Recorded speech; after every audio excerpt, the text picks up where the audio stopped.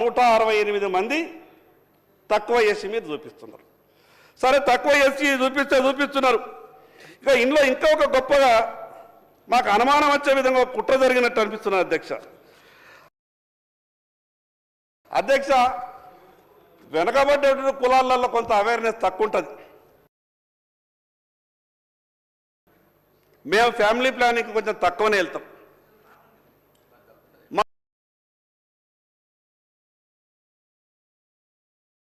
ఇంట్లో 2 పిల్లలు, 3 పిల్లలు, 4 పిల్లలు ఉంటారు అధ్యక్ష. కానీ మా జనాభా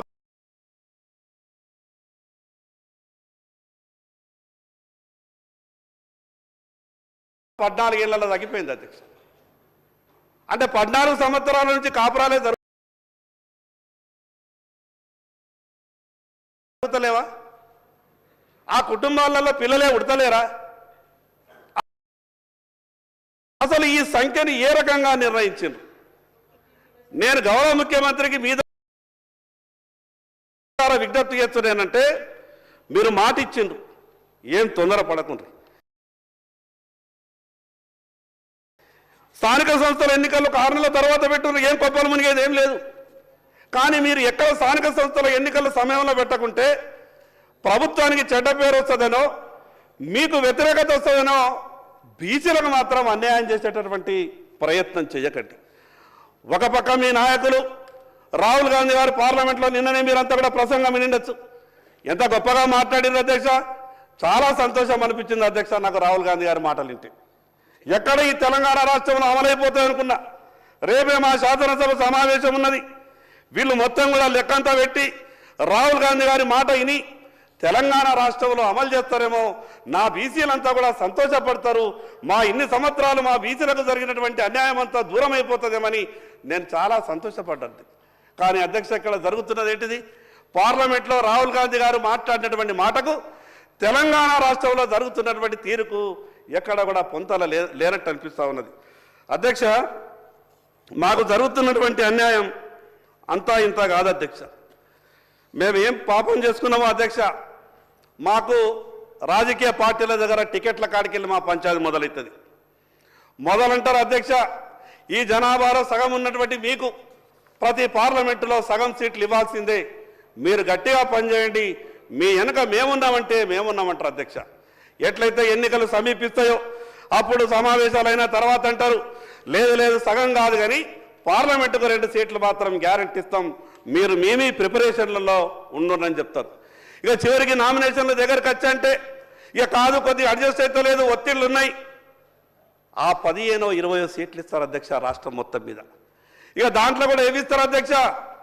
హైదరాబాద్లో 5 సీట్లు ఇస్తారు. ఆ హైదరాబాద్లో రాహుల్ గాంధీ గారు కానీ రేవంత్ రెడ్డి గారు కానీ ఎవరు నిలిచినా కూడా గెలిచేటటువంటి పరిస్థితి ఉండదు. కానీ అటువంటి సీట్లని మాకు అప్పగిస్తారు అధ్యక్ష. నేను ఉదాహరణ చెప్తున్నాను, ఏ పార్టీ అని మాట్లాడతలేను. పరిస్థితి ఏంటంటే 5 హైదరాబాద్లో ఇస్తారు మాకు సీట్లు, కోటా నింపుతారు అధ్యక్ష. మా పార్టీ బీసీలకు ఇన్ని సీట్లు ఇచ్చింది అధ్యక్ష. ఎక్కడనైతే గెలవలేమో అక్కడ మాత్రం మీరు కోటా నింపడానికి బీసీలకు సీట్లు ఇస్తారు. మరి ఈ రకంగా మీ ఆలోచన ఉంటే ఈరోజు జనాభాలో దాదాపు 60% ఉన్నటువంటి బీసీలకు న్యాయం ఎక్కడ జరుగుతుంది అధ్యక్ష? ఎట్లా జరుగుతుంది అధ్యక్ష? ఒక్కసారి ఆలోచించాలని మీ ద్వారా విజ్ఞప్తి చేస్తూ ఉన్నాను. మా బీసీ సహచార మంత్రి నాకు ప్రభాకర్ అన్నం చూస్తే చాలా సంతోషం అనిపిస్తుంది. బాగా గట్టిగా మాట్లాడతాడు అధ్యక్ష. ఏ విషయం ఉన్నా కూడా గంటాపదంగా చెప్తాడు. పార్లమెంటు సభ్యునిగా పార్లమెంట్లో పోరాటం చేసిండు.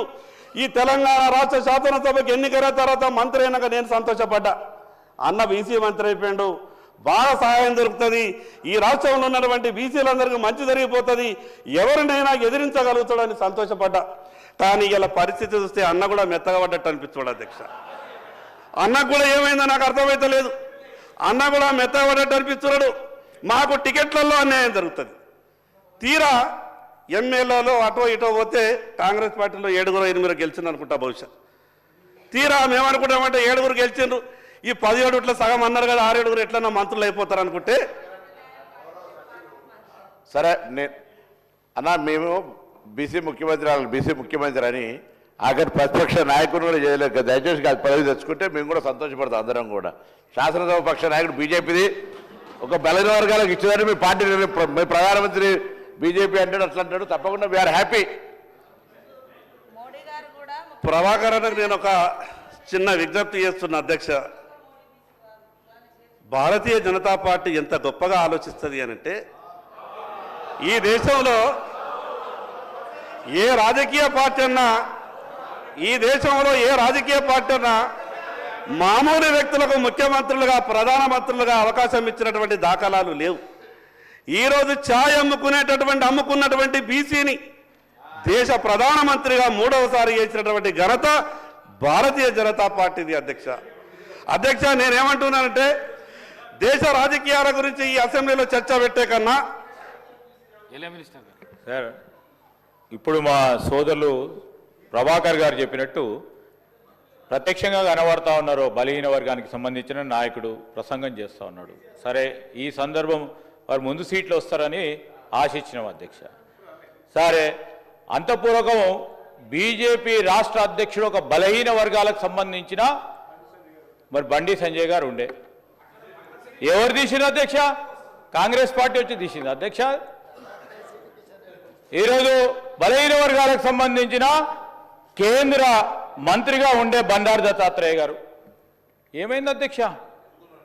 ప్రస్తావన చేస్తూ ఉన్న సందర్భంలో ఈరోజు కూడా కాంగ్రెస్ పార్టీ బలహీన వర్గాలకు సంబంధించి ఈరోజు అన్ని వర్గాలకు సంబంధించి న్యాయం చేయాలనే ఒక కాంక్షతో మా రాహుల్ గాంధీ గారు ఇచ్చిన ఆలోచనతో ఒక అడుగుకు ముందుకేస్తే దాన్ని ఎట్లా అడ్డుకోవాలని చేసే ప్రయత్నంలో ముందుకు సాగకుండా మంచి సలహా సూచనలు ఇచ్చి దాని ఆచరణలు పెట్టాలని ప్రయత్నం చేస్తూ ఉన్నాం మా పొన్నం ప్రభాకర్ గారిని.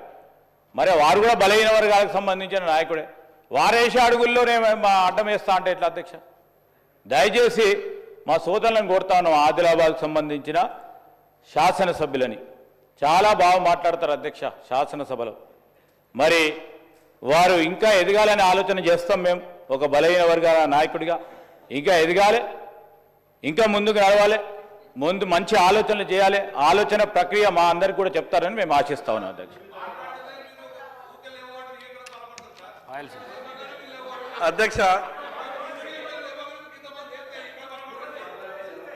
అధ్యక్ష, నేను మొదటిసారిగా ఎన్నికైనటువంటి శాసనసభ్యుని. దయచేసి నేనేమైనా తప్పులు మాట్లాడితే దాన్ని సవరించుండ్రి.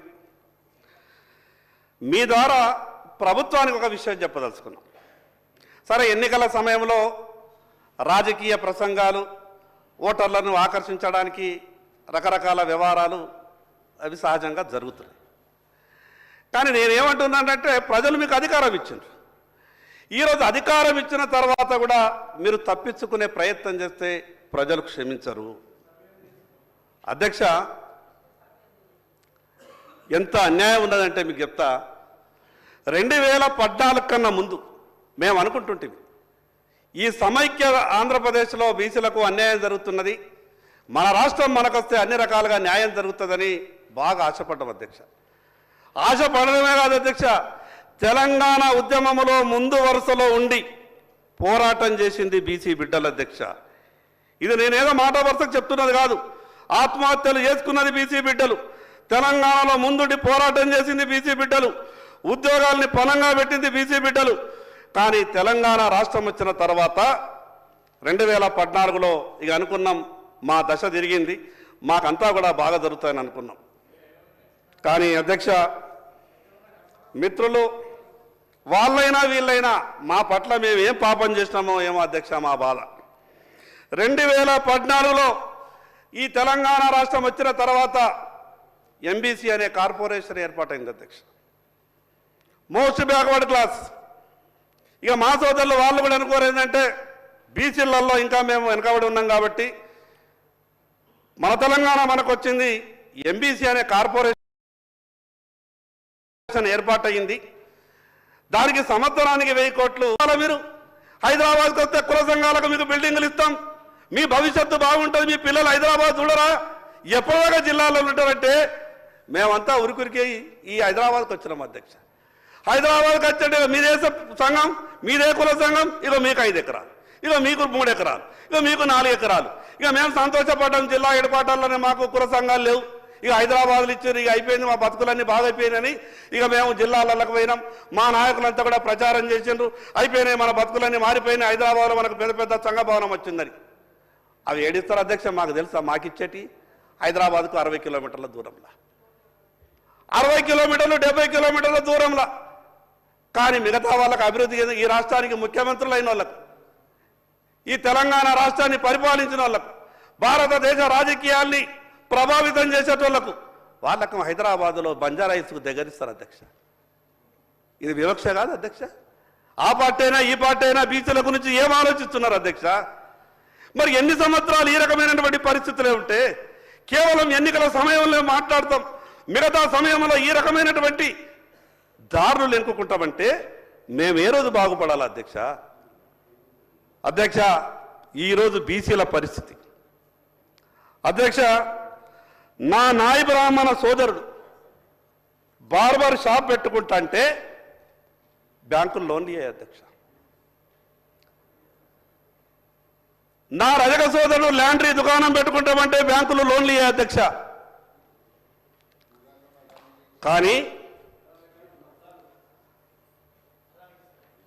హబీబ్ మెన్షన్ హౌస్ లేదా మిగతా ఇంగ్లీష్ పేరు పెట్టుకొని డ్రై క్లీన్ షాప్ అంటే దానికి లోన్లు ఇస్తారు అధ్యక్ష. నేనేమంటున్నానంటే ఒక పక్క కుల వృత్తులను ఆదుకునే విధంగా ప్రభుత్వాలు చర్యలు తీసుకుంటాయి, మేము మీకు అండగా ఉంటాం, మీ అధైర్యపడద్దు, బీసీ కుల వృత్తులని ఆదుకునే బాధ్యత మాది అని గత ప్రభుత్వం మాట్లాడింది, ఈ ప్రభుత్వం కూడా మాట్లాడుతున్నది. మేము ఏమనుకుంటామంటే అధ్యక్ష, మేమంతా కూడా కుల వృత్తుల మీద ఆధారపడ్డటువంటి మా బీసీ కుల సోదరులు అసలైతే కుట్ర దాంట్లోనే దాగిన అధ్యక్ష. ఎప్పుడైతే కుల వృత్తులను ఆదుకుంటామని గొప్పగా చెప్పేటటువంటి ప్రయత్నం చేస్తున్నారో దాంట్లోనే అసలు కుట్ర ఉన్నది. వందల సంవత్సరాల నుండి మేము కుల వృత్తుల మీద ఆధారపడుతున్నాం. ఇంకా ఏదైనా ప్రభుత్వం 5,000 10,000 సహాయం చేస్తుందంటే అదే గొప్పది అనుకుంటున్నాం అధ్యక్ష. కుల వృత్తుల మీద ఆధారపడ్డాం కాబట్టి, ఆ కుల వృత్తుల మీద ఉన్నాం కాబట్టి ఈ ప్రభుత్వాలు ఇచ్చేటటువంటి ఏదో అరకొర సాయం మీద మేము దృష్టి పెట్టినాం కాబట్టి ఇంకా ఎదుగుతలేము అధ్యక్ష. మేము అధ్యక్ష ఎంత గొప్పగా చెప్పింది అధ్యక్ష. ఎందుకు ఇవ్వరు అధ్యక్ష? బీసీ ఎమ్మెల్యేలు కారా అధ్యక్ష?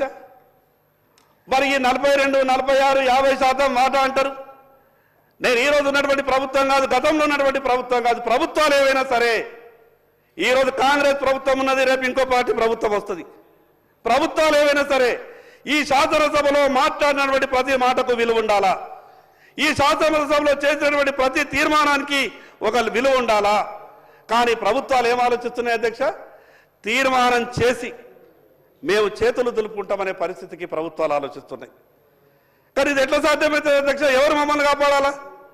ఇక్కడ ఉన్నటువంటి ఈ ప్రభుత్వమే కదా, ఇచ్చిన మాట నిలబెట్టుకోవాల్సింది మీరే కదా. ఇంకో పక్క అధ్యక్ష, నేను ఈ మాట అంటే అక్బరుద్దీన్ గారు ఎక్కడ లేస్తారో అని భయం పడుతున్నది. అక్బర్ భాయ్ को मैं पहले बोल दूं भाई अब थोड़ा सा सुनिए, मैं